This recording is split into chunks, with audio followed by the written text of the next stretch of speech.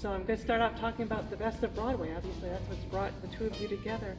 What don't people know about a show like this and how it has to come together and how you make it happen?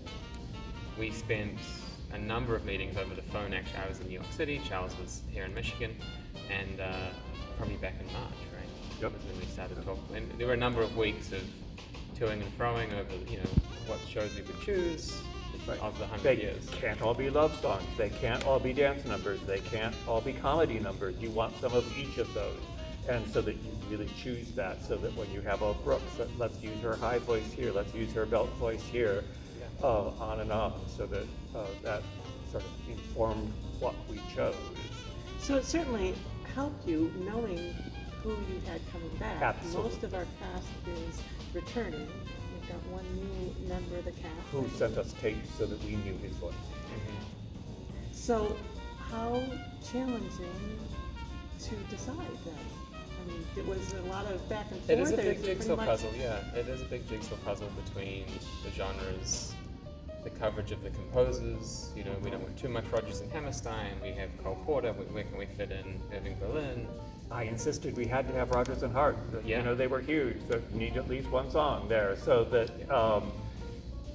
but that, it seemed like it went pretty easily in where it was. And again, the initial list that Peter gave us, we actually crossed out a lot of those with his blessing when we said, oh, this song doesn't stand alone. We don't want any of those songs that are so embedded in the show that you have to have a paragraph of what it's about to make it make sense.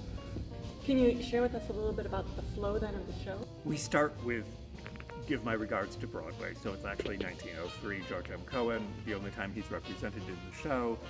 And it then just sort of rolls along that we get the 20s and it's Showboat and it's No No Nanette. We are into the 30s and suddenly it's Cole Porter and Rodgers and Hart. And Rodgers and Hammerstein then crops up instantly with Oklahoma. It really does just sort of flow from one to the other. There's no stopping and starting telling people what it is. They will know pretty much what it is until we get to perhaps in Act 2, and then we'll have sheets actually available at the box office saying, that was Dear Evan Hansen. So that for those people that want to know what it is. Yeah, and we have such versatile singers that we're able to sort of add, we've augmented certain songs that people know as solos into a beautiful trio for our three ladies, or excellent duets for the two of the guys in the cast from some Sondheim. So it's been interesting kind of just adding with all the voices we have. As a music director, that's one of the best parts, is being able to augment creatively to the whole canon of music. I would say sometimes we do the song just as it is in the show, and sometimes we're doing it in a very different way. So, it will be an interesting way to hear very familiar things in a slightly different fashion.